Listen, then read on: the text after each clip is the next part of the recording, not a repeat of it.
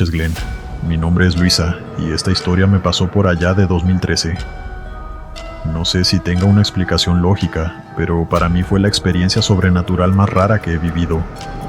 Y pronto entenderás por qué se me hace tan pero tan difícil que fuese una coincidencia y ya. Yo tenía 18 años en ese entonces y había empezado a trabajar en una de las tantas farmacias similares que hay aquí en Monterrey. No había logrado entrar a la universidad y, para no quedarme sin hacer nada por un año, empecé a trabajar y a ahorrar. Igual usaba mis mañanas para estudiar y, como siempre he sido muy nocturna, no tuve problema con aceptar el turno de la noche en la farmacia. Cerrábamos a eso de las 10 de la noche, y mientras contábamos el dinero de las cajas y dejábamos todo listo para la gente del turno de la mañana, se nos podían hacer las 11 de la noche fácilmente. Por suerte vivía bastante cerca y un compañero solía darme un aventón de vez en cuando. El punto es que en esa sucursal había una botarga de Dr. Simi. Conocí al chico que se lo ponía. Era un par de años mayor que yo y la verdad es que siempre tenía una buena actitud. También sabía que siempre trabajaba hasta eso de las 3 o 4 de la tarde. Así que el resto del tiempo el disfraz de Dr. Simi estaba colgado en la trastienda, esperando que él volviera a ponérselo al día siguiente. El día que sucedió esto, recuerdo claramente que estaba llegando a la farmacia caminando y Dr. Simi seguía afuera. Lo saludé como siempre, pero noté que del lado derecho de su traje había una pequeña mancha de aceite o suciedad. No estoy segura de qué era, pero sé que se notaba bastante sobre el traje blanco de Dr. Simi. Le pregunté por la mancha y me dijo que no tenía idea de cómo se la había hecho, pero que él se encargaría de limpiarlo otro día.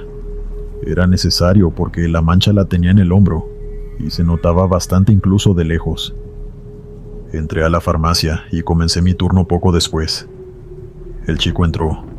Dejó el disfraz de Dr. Simi colgado y el turno continuó con bastante normalidad hasta eso de las 7 u 8 de la noche. Creo que era martes o miércoles y había poca actividad en la farmacia, incluso menos de lo usual en el turno de la noche. Como mucho habían entrado 2 clientes a esa hora. Así que mis 2 compañeras y yo estábamos aburridas y cada quien estaba en lo suyo. Yo me quedé frente a mi caja, que me daba vista completa hacia la entrada de la farmacia y hacia el exterior. Pasaron las horas y creo que eran tal vez las 9:30 cuando de pronto noté algo de reojo. Fue un movimiento rápido, pero que llamó mi atención. Me di la vuelta para ver si era alguna de mis 2 compañeras llamándome, pero no vi a ninguna. En su lugar solo vi el traje de Dr. Simi colgado en la parte de atrás y poco más. Me levanté de mi puesto y fui a platicar con ellas que estaban en el depósito. Y después de un rato volví a mi caja. De nuevo no había clientes y la calle afuera de la farmacia estaba vacía. Yo no podía usar mi teléfono en horario de trabajo, así que tenía la mirada perdida hacia la nada. Y sabrá Dios cuánto duré así, hasta que de pronto una silueta blanca empezó a caminar frente a la tienda, con pasos lentos y torpes. Era un Dr. Simi, el Dr. Simi de la tienda, y lo supe por la mancha que tenía en el hombro. Exactamente la misma que tenía cuando llegué a la farmacia. Me levanté de golpe y miré hacia la trastienda, pensando que alguien se había colado sin que lo viéramos, y se lo había robado, pero, para más confusión mía, el traje estaba ahí colgado, y sin embargo, volví a ver hacia el frente y logré verlo una última vez, mientras desaparecía de mi campo de visión cruzando por la esquina. Llamé a mis compañeras en medio de un ataque de nervios, y cuando al fin lograron entender lo que les decía, ellas me dijeron que seguro solo era coincidencia, que había muchos trajes de Dr. Simi, pero no habían terminado de decir la oración, cuando la cabeza del Dr. Simi que colgaba de la pared se cayó de golpe al suelo, sin nada que lo provocara. Ese traje queda bien colgado en un perchero y nunca se había caído. Nada justificaba que, sin que nadie lo tocara ni siquiera, esa cabeza cayera sin más. Todas nos quedamos mudas y sin saber qué decir, y lo cierto es que se notaban los nervios repentinos en todas ahí. Yo terminé caminando hacia la cabeza. La puse en su sitio, y las 3 nos quedamos juntas hasta que se hizo hora de cerrar, Nos apuramos para terminar, y tal vez era su gestión de aquí en adelante, pero sentí que la farmacia se había vuelto incómodamente silenciosa. Al final llegué a mi casa sin poder sacarme el asunto de la cabeza. Al día siguiente mi compañero, el que se ponía el traje, estaba de nuevo frente a la tienda, y ya había limpiado la mancha. Me tomé unos minutos para contarle lo sucedido, y él me preguntó si podía darle mi número. Se lo di, y esa noche me escribió, explicándome que había vivido una que otra cosa extraña con ese traje puesto, pero que no se lo había comentado a nadie para no quedar como un loco o algo así, pero que más de una vez él había notado que al traje le salían manchas de la nada, sin importar el cuidado que tuviera de no recostarse de paredes ni tocar nada, y que en ocasiones escuchaba cosas cuando tenía la cabeza de Dr. Simi puesta, pero que cuando miraba alrededor no había nadie. Esto solo le pasaba cuando se ponía el traje, y aunque él sabía que todo puede tener una explicación lógica, algo en el fondo le dice que no es el caso. Y a mí me pasa lo mismo. Dejé de trabajar en esa farmacia varios meses después, cuando entré a la universidad. Y aunque me quedaron muchas buenas experiencias y algunos amigos, debo decir que siempre sentí que había algo raro con ese traje de Dr. Simi. Continuamos. Hace 3 días me sucedió una de las cosas más raras de mi vida, y espero que alguien de la comunidad pueda explicarme qué demonios pasó aquí, ya que la verdad, yo no le encuentro explicación. El contexto es simple. Mis padres son 2 adultos mayores y los cuido desde hace algunos años. Ellos se mudaron a mi casa ya que en el pueblo donde crecí no hay clínicas ni hospitales que los puedan atender en un caso de emergencia. La salud de ellos no es la mejor, pero han estado saliendo adelante. Sin embargo, anoche mi padre tuvo una crisis respiratoria y lo llevé de emergencias al hospital para que pudieran atenderlo. No sé qué está pasando en este país, pero ni bien llegar, me dijeron que no tenían una serie de medicamentos para atenderlo y que debía comprarlos yo. Me encontraba con mi esposa en ese momento, y ella me dijo que se quedaría con mis padres, mientras yo iba a la farmacia a comprar lo que me solicitaban. Salí volando hacia la farmacia en el auto, pero, para mi horror, muchas de las que quedaban cerca del hospital estaban cerradas, a pesar de que supuestamente eran de 24 horas. Seguí conduciendo en línea recta, hasta que al fin llegué a una farmacia de cadena que estaba seguro de que me atenderían. Pasé directamente hacia la ventanilla desde mi auto, y me quería arrancar los cabellos. No había ningún empleado detrás. Tengan presente que, en ese momento, mi paciencia estaba completamente rota. Lo único que me pasaba por la cabeza en ese momento era que mi papá se estaba muriendo en la sala de emergencias de un hospital deshecho y nadie nos estaba ayudando. Toqué la bocina desesperado y volví a dar la vuelta a toda velocidad. Y esta vez, alguien estaba detrás de la ventanilla. Una chica güera con los ojos bastante grandes. Eso lo recuerdo bien porque, en serio, por un segundo me sacaron de onda sus ojos. No quiero dar a entender que fuera fea, o que tuviera ojos de pez, pero sus ojos resaltaban, sobre todo por el color, ya que eran bastante azules. Me bajé del auto y le dije que necesitaba una lista de medicamentos que me había dado el doctor. Se lo dije con mucha urgencia, pero ella mantuvo la calma, y mientras buscaba todo no dejó de disculparse, con que su compañero estaba en el baño, enfermo del estómago, y por eso no me había podido atender antes. La precisión con la que me fue pasando todo me llamó mucho la atención, y también el hecho de que me estaba soltando las cosas una a la vez, sin ni siquiera haberlas pagado, aunque debo decir que en ese momento yo estaba tan abrumado por lo que estaba pasando, que tampoco le di mayor importancia. Cuando terminó de darme todo lo que me pidieron, intenté sacar la tarjeta de débito para pagar, pero noté con angustia que en el ajetreo de sacar a mi papá de casa, había dejado mi billetera y hasta mi móvil. No tenía cómo pagar. Ella negó con las manos, con una sonrisa muy cálida en su rostro. Le dije, angustiado, que no tenía efectivo, casi llorando, pero Ella me dijo que no me preocupara y que fuera... Y esto sí me dejó frío frente al cristal de la ventanilla. Que fuera a salvar a mi papá. Yo jamás le dije para quién era todo lo que estaba comprando, ni qué estaba pasando por mi cabeza. Ella simplemente lo adivinó o algo así. Por un instante toda mi urgencia desapareció, y quise quedarme para preguntarle qué me había dicho, y pedirle que me explicara cómo lo supo. Pero como si de nuevo ella me estuviera leyendo la mente, me señaló hacia adelante y me dijo que me apurara. De verdad estaba muy confundido, y sigo estándolo, pero le hice caso. Me monté en mi carro y volví al hospital. Afortunadamente llegué a tiempo. Mi padre estaba estabilizado y pudieron atenderlo como es apropiado. Han pasado varias horas y, por un lado, me sigue molestando que el hospital no tuviera los insumos que me mandaron a comprar. Pero por otro lado no puedo quejarme de la calidad de los doctores. Mi mamá y mi esposa volvieron a casa, y yo me quedé con mi papá el resto de la noche. Y mientras las horas pasaban y me fui quedando más tranquilo, el recuerdo de esa farmacéutica me empezó a rondar por la cabeza, y lo raro que había sido todo. Para empezar, que no estuviera desde el principio en la ventanilla si su compañero estaba en el baño. Pero luego, su apariencia, rubia, pálida, su forma de hablar tan tranquila y, más importante aún, que no quisiera cobrarme y que además adivinara lo que me estaba pasando con esa exactitud tan sobrenatural.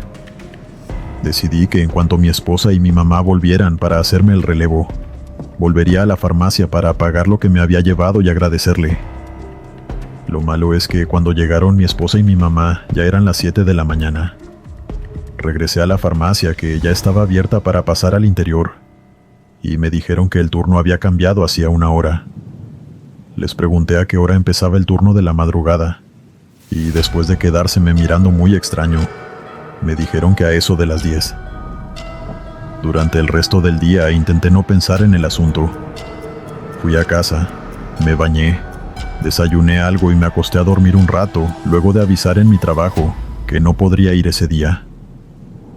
En la tarde volví a ir al hospital, y afortunadamente mi papá estaba bien.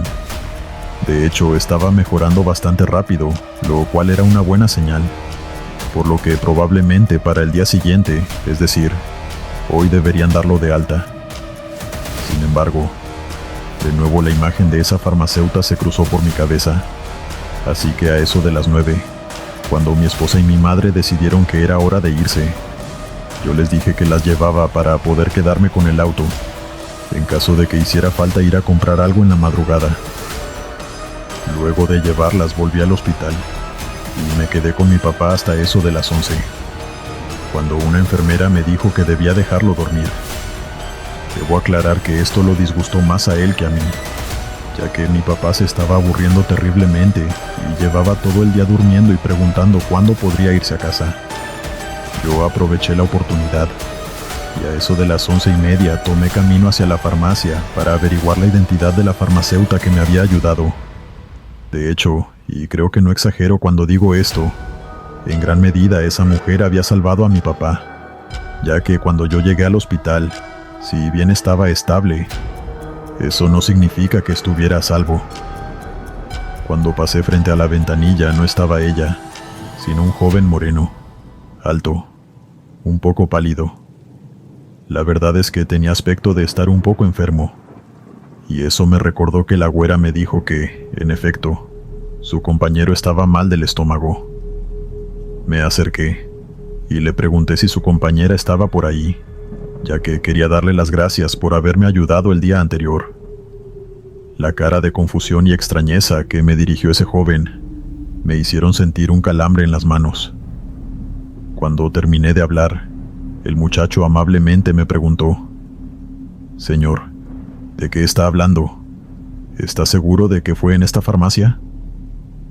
No sé si les ha pasado esto, comunidad, pero personalmente, aunque soy fanático de las historias de fantasmas y del terror en general, jamás en mi vida hubiese esperado vivir un evento tan raro.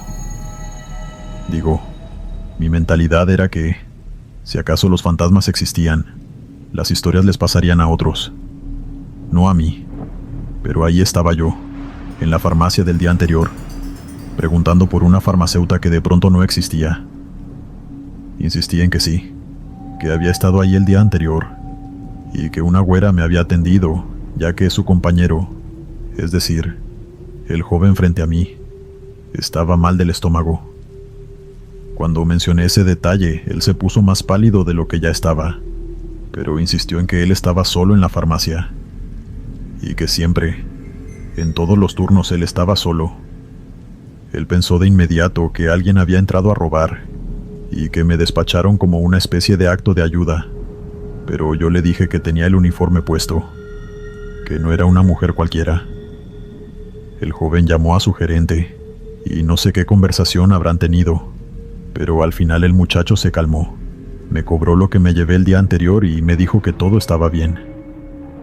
Cuando le pregunté qué había pasado, simplemente me dijo que su gerente lo convenció de que a veces sucedían cosas raras y que mejor las dejara pasar, cobrara, ya que seguramente faltarían los productos que mencioné en el inventario, y que no siguiéramos revolviendo el asunto. Pagué y me marché unos minutos después, convencido de que algo muy raro había pasado, y que seguramente el gerente sabía lo que había pasado, pero que no estaba dispuesto a compartirlo con nadie más. En lo que a mí respecta, real o no, esa mujer me salvó aquella noche de perder a mi padre, y a donde sea que esté, le agradezco lo que hizo. Continuamos. Mi nombre es Camila, y durante 2 semanas estuve trabajando en una farmacia de mi pueblo. Soy de un lugar muy pequeño del norte de Uruguay, cerca de la frontera con Brasil, y la farmacia donde comencé a trabajar es bastante conocida en mi localidad porque, bueno, es prácticamente la única que hay. Hay otras 2 farmacias, pero son pequeñas y nunca estaban abiertas después de las 10 de la noche, así que cuando de verdad surge una emergencia, todos recurren a la farmacia donde yo trabajé. Es grande. Obviamente tiene venta de medicamentos, pero también tiene perfumería, alquiler de equipo médico, sillas de ruedas, muletas, un par de nebulizadores y hasta una cama ortopédica. En la tarde se llenaba de jubilados y de noche sí se quedaba bastante vacía, pero siempre llegaba algún cliente por ahí para comprar un expectorante o pastillas para el dolor de cabeza. Recuerdo claramente que entré un lunes, en el turno de la tarde. Quien me enseñó todo lo que necesitaba saber fue una mujer mayor, doña Marta, la dueña de la farmacia. Me dio un chaleco, me mostró el sistema, cómo funcionaba la caja, y me mostró dónde estaban las cosas. Todo normal, salvo por una sensación rara que, en su momento, preferí achacar a los nervios del primer día. Un frío que no venía de ningún aire acondicionado. La primera cosa pasó el miércoles, a eso de las 8 de la noche, cuando ya había bajado el sol y no quedaba fila en la farmacia. Mi compañero, un chico bastante callado al que llamaré Guille, se fue a la trastienda, y yo me quedé sola detrás de la caja, con la mirada perdida en la zona donde estaban en exhibición los materiales médicos. Ahí estaba un tensiómetro manual, de esos que tienen la pera, con el que les tomábamos la tensión a quienes lo necesitaban. Al otro lado de la farmacia había una señora buscando algo en las neveras, y en eso, sin que nadie lo tocara, escuché el sonido característico de la pera del tensiómetro buscando aire, como si alguien lo estuviera inflando, pero no había nadie junto al tensiómetro. Lo juro, la pera no estaba apretada, nadie tenía el dedo encima, y sin embargo, desde donde yo estaba parada pude ver que el relojito saltó a 120, y al segundo, la válvula se abrió con un sonido brusco que me hizo pegar un brinco. Debe estar dañado. Salí de detrás de la caja y lo bajé de donde estaba para revisarlo, y todo estaba en orden. Lo volví a colgar y Guille me preguntó que qué estaba viendo. Le conté lo que pasó y solo me sonrió antes de decirme que no le pusiera atención a esas cosas. El viernes me mandaron al cuarto del fondo a ordenar las muletas por talla y eso. No había casi clientes, así que tuvo sentido que me mandaran a ordenar inventario. Las muletas estaban apoyadas en un rack metálico, una al lado de la otra, bien calzadas pero desordenadas. Acomodé de las más cortas a las más largas y cuando me di vuelta para traer un rollo de etiquetas, escuché el chasquido seco de aluminio contra baldosa. Una muleta cayó sin motivo aparente, ya que, como dije, estaban bien apoyadas en el rack. Fui a levantarla y delante de mí, una segunda se deslizó como si alguien hubiese tirado apenas de la empuñadura. Después otra y otra más. Terminé con 5 muletas en el suelo. No había corriente de aire. La ventana estaba apenas entreabierta. Guille apareció en la puerta, me vio agachada y dijo algo como: «Siempre se caen esas, están mal apoyadas». Quise creerle, aunque la verdad sí estaba bastante nerviosa a esas alturas. Las dejé encajadas con más fuerza. A la noche, Marta me pidió que, por las dudas, corriera el rack un poco más hacia la pared, para que no se asustaran los clientes por el ruido si las muletas se caían. Obviamente algo pasaba con esas muletas, porque durante las 2 semanas que trabajé ahí, se estuvieron cayendo una y otra vez. El sábado, poco antes del cambio de turno, estaba haciendo lo que me faltaba para terminar. La calle estaba vacía, y estaba apurada por irme. Le di al botón de total en la caja registradora, y la gaveta se abrió con su campanilla de siempre. Caminé al cuarto del fondo para guardar el dinero en la caja chica, cuando escuché el timbre de la caja registradora otra vez. Pensé que yo misma la había dejado mal cerrada. La empujé hasta oír el clic. Di 2 pasos, y de nuevo lo escuché. Esta vez me quedé ahí, mirándola. La señora Marta se había ido hacía horas. El chico que atendía en el turno de la noche aún no llegaba, y Guille se había ido hacía 15 minutos. Yo estaba sola, así que nadie podía estarme haciendo esa broma. La empujé con el costado de la mano, y esta vez sí permaneció cerrada. A los 5 minutos llegó el chico de la madrugada. Le deseé buena noche y me marché a mi casa a dormir. El lunes siguiente, a eso de las 8 o quizás un poco antes, estaba trabajando. Afuera lloviznaba, y una clienta trajo de vuelta una silla de ruedas en alquiler. La acomodé plegándola junto a las otras, con el freno puesto. Volví al mostrador. Pasó un rato y, por el rabillo del ojo, vi que una de las sillas se había corrido unos centímetros hacia el pasillo, como si alguien la hubiese empujado para pasar. Caminé hasta ahí. Noté que tenía el freno puesto, lo que me incomodó mucho, ya que entonces no me explicaba cómo había logrado salirse de su lugar. Esa misma noche, ya con el reloj clavado en las 10, la impresora de etiquetas, esa que usamos para poner nombre y precio a los productos, se disparó sola. La teníamos guardada en la parte de atrás, pero hacía un sonido tan característico que simplemente no la pude ignorar. El cliente que estaba atendiendo ni se inmutó, pero cuando terminé con él fui caminando a la parte de atrás y vi que, en efecto, la pistola, puesta sobre una mesa, se había activado sola. Coincidencia o no, 3 muletas se cayeron del rack. Yo estaba muerta de los nervios, y claramente no me sentía cómoda en mi lugar de trabajo, ya que no dejaban de pasar cosas raras una y otra vez. Guille simplemente ignoraba cualquier cosa que sucediera, y al sujeto del turno de la madrugada no había tenido oportunidad de preguntarle si había notado algo raro. El miércoles fue el día que me quebró. La señora Marta me pidió de favor que cubriera una parte del turno de la madrugada, y me pagaría bastante bien las horas extra que haría. Yo acepté de mala gana, pero bueno, el dinero que me prometió me venía tan bien que simplemente no se me ocurrió mantenerme firme y decir que no. Afuera no se escuchaba un alma, y yo estaba deseando que se hicieran las 2 para llamar a mi papá y pedirle que pasara a buscarme. De pronto empecé a oír golpes secos, espaciados, en el cuarto del fondo, como bastones contra el piso. Pensé que eran de nuevo las muletas cayéndose o algo así, pero a la orquesta de sonido se unió algo nuevo, parecido a un grito ahogado. Ahí sí me asusté. pero pensé que era que alguien se había metido por la parte de atrás. Entré de golpe y el depósito estaba vacío. Las muletas no estaban en el piso, pero eso sí, hacía un frío horrible, como si estuviera en una nevera. Di un paso y de pronto escuché que en la oficina se cerraron todas las gavetas del archivador, una tras otra, en cascada. Yo estaba sola en la farmacia y ahora solté un grito horrible que creo que se escuchó en toda la calle. Salí corriendo de la farmacia y llamé a la señora Marta para contarle lo que había pasado, y no muy después llamé a mi padre para decirle que fuera a buscarme.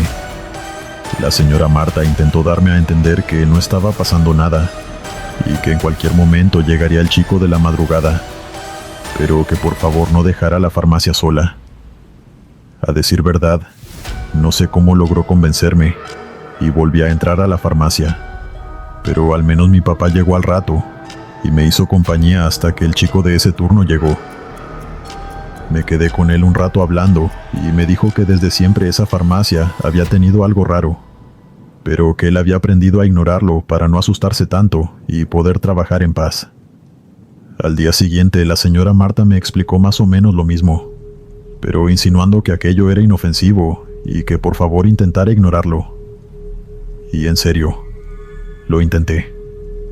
Al día siguiente entré a mi turno con todas las intenciones de mantener mi empleo, y todo iba relativamente bien hasta eso de las 9 de la noche. En ese momento la tensión y la anticipación de que algo raro fuera a pasar me hicieron sentir muy cansada. Le avisé a Guille que iría al baño, y me fui a lavar la cara. Me mojé la nuca, y cuando levanté la mirada, desde los cubículos logré ver una cara que me devolvía la mirada. Salí corriendo del baño y le dije a Guille que había alguien en el baño, y cuando volvimos me dijo que seguro confundí una de las papeleras con una cara. Pero por Dios, no estoy loca. La cara se asomaba desde debajo de la puerta de uno de los cubículos, y era blanca como una hoja de papel. Esa misma noche la caja registradora se abrió 2 veces más, y yo, con todo eso pasando y sumado a lo que sucedió el miércoles, decidí que no podía seguir en ese trabajo. Al día siguiente hablé con la señora Marta. Me disculpé con ella, pero le dije que no podía continuar. La verdad es que fue muy comprensiva, y me dijo que me pagaría un poco más de lo que me correspondía por esas 2 semanas de trabajo, pero que por favor intentara ser discreta y no esparcir el rumor por el pueblo. Yo acepté, y de hecho lo sigo haciendo, ya que esa farmacia sigue abierta. Obviamente cambié los nombres de todos los involucrados para no afectar a la señora Marta con este relato. Entregué el chaleco ese mismo viernes. Conté la caja por última vez. Me despedí de Guille y me marché tranquila, sabiendo que no tendría que soportar ninguna nueva extrañeza dentro de esa farmacia. Y no volví. De hecho, siempre que necesitaba comprar algo, prefería ir a otra farmacia o simplemente dejar que fuera mi papá o alguno de mis hermanos en mi lugar. Conseguí trabajo a los pocos días en un almacén grande del lado de ruta, con música de fondo y clientes que compran al por mayor varios productos para sus negocios. A veces, si paso por la esquina de la farmacia, veo la luz de tubo encendida en el fondo y me agarro el antebrazo. Lógicamente, terminé teniendo pesadillas con ese lugar, y constantemente sentía que algo o alguien me agarraba mientras dormía. Por suerte, esa sensación desapareció con el pasar de las semanas. Si me preguntan qué creo, no tengo teoría. Les pregunté a muchas personas de mi pueblo si sabían algo de la farmacia grande, pero no había ninguna información relevante, ni siquiera mi abuela, que llevaba todos los años del mundo viviendo en ese pueblo, había escuchado alguna vez de alguna experiencia tenebrosa en la farmacia, lo que me lleva a creer que, o esto es algo muy reciente, o la señora Marta es muy buena, convenciendo a sus empleados de guardar silencio acerca de los eventos extraños que pasan ahí dentro. Continuamos. Buenas noches, Glenn. Me llamo Ana y soy farmacéutica en una cadena muy conocida. Llevo años tras el mostrador, surtiendo recetas, explicando las dosis y peleándome con el sistema cuando se cae a medianoche. A mí me ha tocado trabajar en todos los turnos. En la mañana, con chavos buscando pruebas de embarazo, y en la madrugada, que ya es otra cosa. Luz fría y mucho silencio hasta que alguien llega de emergencia a la ventanilla. Me ha tocado ver las dos caras de la moneda en los años que llevo atendiendo aquí. Ahora, hubo alguien que me marcó especialmente, y esa fue una clienta que, sin falta, todos los miércoles y algunos viernes, pasaba por mi ventanilla a eso de las 10 de la noche. Doña Leti. Tenía 80 y tantos, y una sonrisa que me despertaba mucha ternura. Era delgada, casi siempre llevaba el mismo abrigo gris, un bolsito de tela donde traía una libreta y sus lentes. Traía su receta doblada con cuidado, con un montón de medicamentos prescritos para los huesos, la diabetes y, sobre todo, para la tensión. Recuerdo con claridad cómo señalaba con el dedo tembloroso el nombre de los medicamentos como si yo no me lo supiera de memoria. Losartán e hidroclorotiazida, la cual odiaba porque la mandaba demasiado al baño, y otra larga lista de medicinas que no voy a nombrar. El problema es que doña Leti siempre se iba con lo justo. Una cajita para 7 días, y a veces ni eso. Noté que en ocasiones dejaba de comprar medicina, y cuando tuve confianza se lo mencionaba, y ella me decía que todavía le quedaba, que un vecino le había dado y cosas así. No tenía por qué no creerle, pero igual, si la veía muy apretada, le ponía de mi bolsillo para que se llevara otra. A ver, no es que yo me considere una heroína, pero digamos que prefería comprarle una cajita de losartán, antes que descubrir que doña Leti había tenido una crisis hipertensiva. Nos hicimos cercanas en relativamente poco tiempo, ya que doña Leti era muy conversadora. Se ponía a echarme cuentos de sus vecinos y todo eso, y así fue como aprendí que vivía sola, que los muchachos, es decir, sus hijos, trabajaban lejos y que no siempre le podían mandar, que la vecina de arriba hacía ruido, que el frío de enero la tumbaba en cama porque le dolían los huesos, y todas esas cosas. Ella también se aprendió mis horarios y me preguntaba si ya había cenado, algo muy dulce de su parte, porque incluso se le hizo costumbre llevarme regalitos. En octubre me llevaba pan de muerto, y a lo largo del año dulces, o algún refractario con algo que había cocinado, y vaya que sabía cocinar bien doña Leti. Más allá de esto no hay mucho que decir.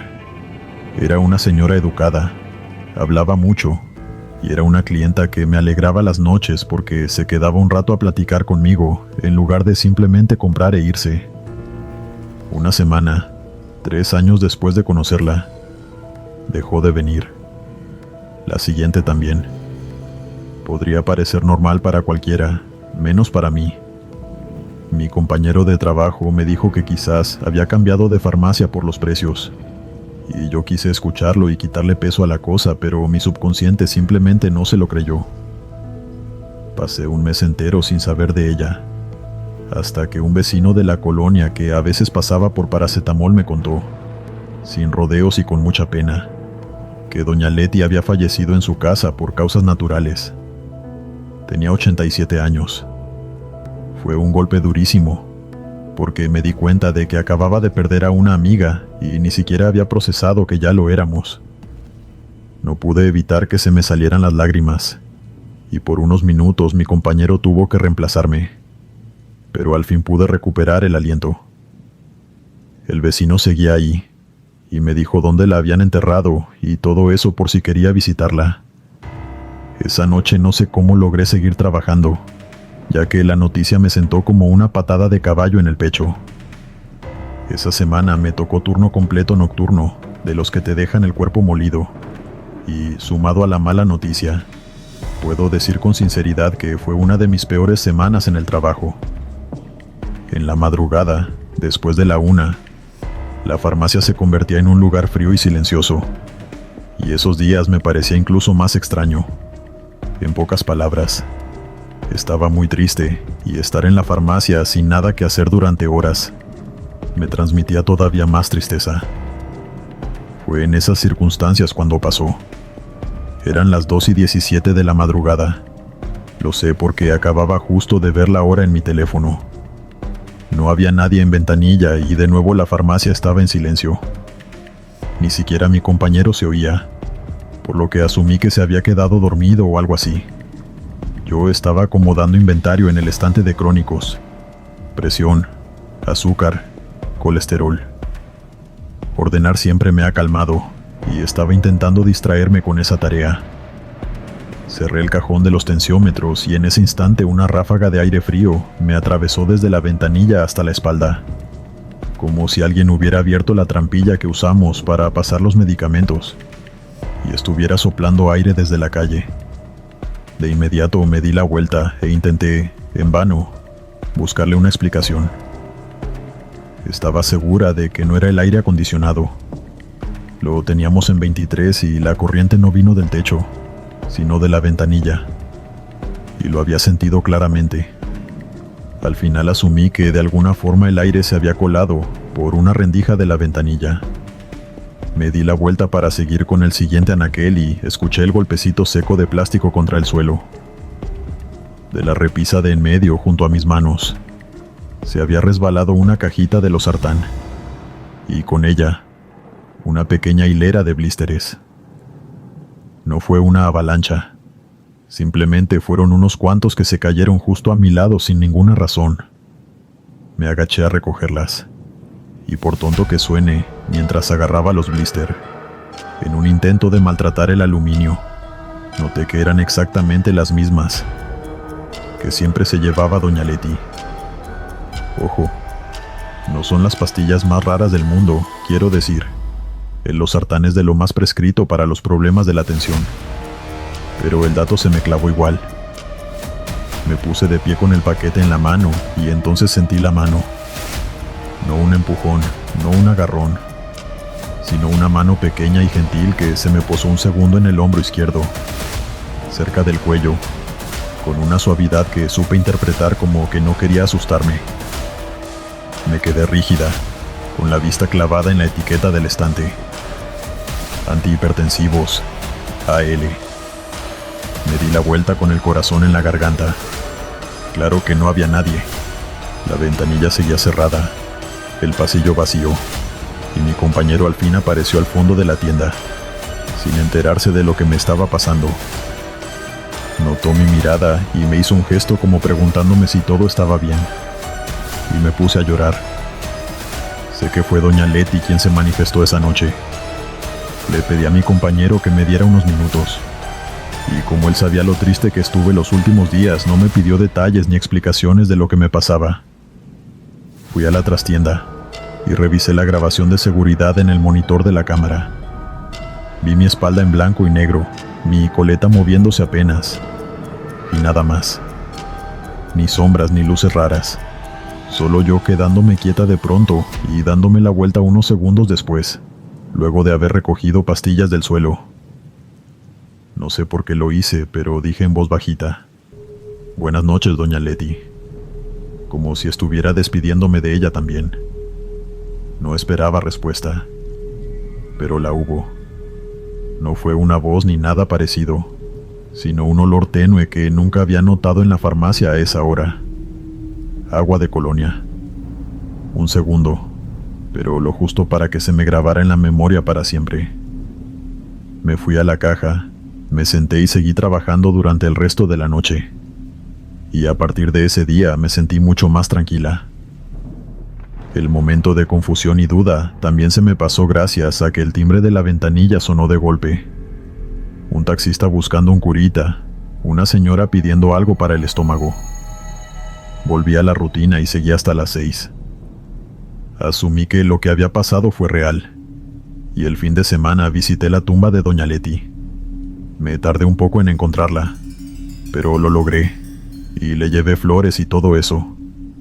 No es una historia que haya compartido con mucha gente, ya que siento que es un poco íntima, pero decidí enviarla para que quede un registro de ella. Me parece una linda historia, y sé que la comunidad no me juzgará, ni se pondrá quisquillosa con los pequeños detalles. Desde entonces visito su tumba, al menos 1 o 2 veces al mes. Así aprovecho y también visito la tumba de mis abuelos y eso.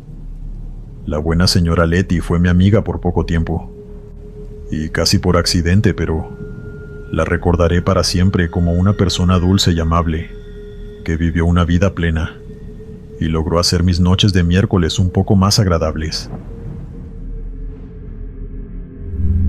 Continuamos. Buenas noches, mi nombre es Lucas, y trabajé 3 años de noche en una farmacia de cadena, de esas con ventanilla 24 horas.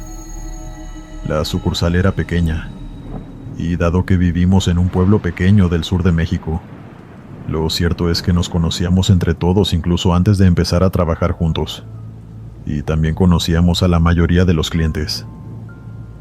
Éramos un equipo pequeño: Ángela en caja, yo en mostrador y depósito, y Raquel que hacía de todo con una calma que nos contagiaba.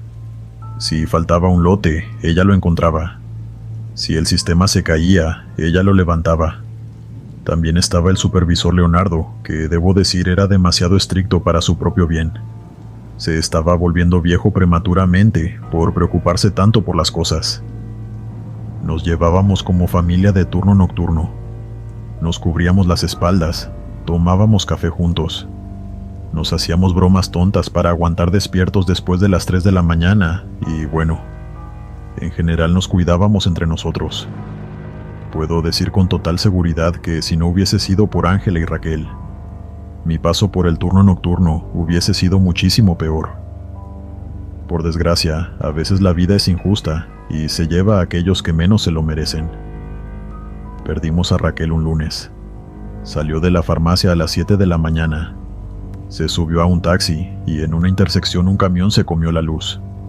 Nos enteramos por el grupo de WhatsApp de la farmacia. El velorio fue al día siguiente. La familia estaba destrozada y su mamá nos agradeció a todos los del trabajo que estuviéramos allí. No sé decir más. El miércoles, todos tuvimos que volver al trabajo. Leonardo nos llamó, dándonos una charla breve de la nómina, las políticas y todo eso. Ángela y yo volvimos al turno de la noche sin Raquel. Y vaya noche la que pasamos. El letrero de abierto 24 horas no entiende de duelos ni del malestar que queda después de perder a un amigo. Aquella primera noche nada estaba igual. La ventanilla timbraba. Los clientes pedían lo de siempre. El trabajo iba bien. Pero al mismo tiempo, Ángela y yo nos sentíamos incompletos e incómodos mientras trabajábamos. Durante el resto del turno se nos perdieron las cosas, e hicimos mal muchas de las tareas que solía hacer ella. Éramos un desastre, pero había que continuar. Leonardo nos regañó y nos pidió que al día siguiente llegáramos más atentos. Al día siguiente llegué con el mismo desánimo que el anterior, pero dispuesto a no equivocarme para que la noche no se hiciera aún peor con los regaños de Leonardo. Fue esa noche de jueves cuando la primera cosa extraña pasó. Eran cerca de la 1 de la mañana y yo estaba reacomodando un estante lleno de pastillas, cuando vi por el rabillo del ojo algo que me hizo voltear, al fondo del depósito. Enfoqué la vista y vi agachada a Raquel, de espaldas a mí, como si estuviera revisando la caja frente a ella. No era una sombra ni Ángela. Era Raquel, nítida, como si estuviera ahí de verdad. Solté un grito que me dio vergüenza inmediatamente y salí corriendo por el pasillo. Ángela vino desde la caja y me preguntó ¿qué pasó? Pero ni siquiera le pude contestar porque no me salían las palabras. Le señalé el depósito como un niño y cuando volvimos los dos, el fondo estaba vacío. Por un momento, ella pensó en decirme que no hiciera bromas así, que estaba feo ponerse chistoso, pero se quedó en silencio y simplemente me dio unas palmaditas en la espalda para calmarme. Esto me lo confesó unas cuantas horas después.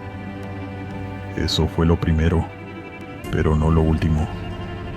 Los siguientes días no fueron más interesantes, pero sí estuvieron marcados por sucesos sin sentido ni explicación. Había una luz en el pasillo de dermatológicos que nunca fallaba, pero falló justo cuando Ángela iba caminando por ahí. Y aunque cambié la bombilla 3 veces, se hizo costumbre que se apagaran cuando alguien pasaba. No antes, no después. El lector de códigos cada tanto pitaba aunque nadie lo estuviera usando. En el cuarto de vacunas, la puerta amanecía cerrada con seguro cuando nadie la había cerrado. Y así muchos otros detalles, que hicieron sentir la farmacia con una vibra extraña y triste a la vez. Además, Raquel siempre fue muy ordenada, y por tonto que parezca, también se hizo notar de esa manera. Si dejábamos la caja registradora con la bandeja desalineada, aparecía perfecta. Si alguien dejaba un frasco sin frente, amanecía de cara. Era raro, pero estábamos dispuestos a aceptarlo, hasta que pasó lo del baño. Fue casi al final de ese mes. Eran las 3 y pico de la mañana, y yo estaba en ventanilla entregando un jarabe para la tos y otras cosas cuando Ángela dijo que iba un rato al baño. El nuestro tiene un espejo grande con marco metálico justo frente a los lavabos. Arriba una lámpara de esas largas, por lo que sí, el baño estaba bien iluminado. Creo que no pasaron ni 2 minutos cuando escuché un grito horrible, como si la estuvieran matando. Leonardo, que hacía inventario en la oficina, salió al pasillo igual que yo, y juntos entramos de golpe en el baño. Ángela estaba con la espalda contra la pared, con las manos apretadas al pecho y apretando los ojos como si hubiese algo que no quería ver.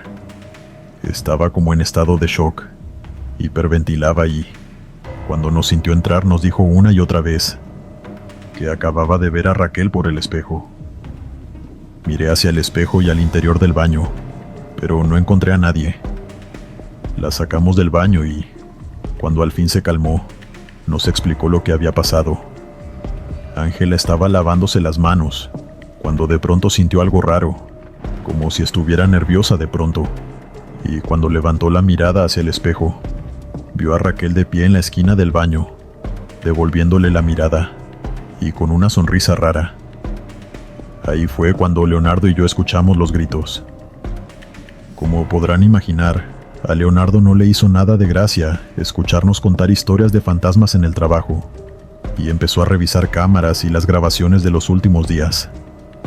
Obviamente no se veía nada de lo que mencionábamos, a excepción de las luces del pasillo que se apagaban y se prendían, pero él lo atribuyó a un fallo en los circuitos o algo así, y dado que el baño no tiene cámaras, Leonardo no pudo verificar que lo que Ángela y yo decíamos era cierto.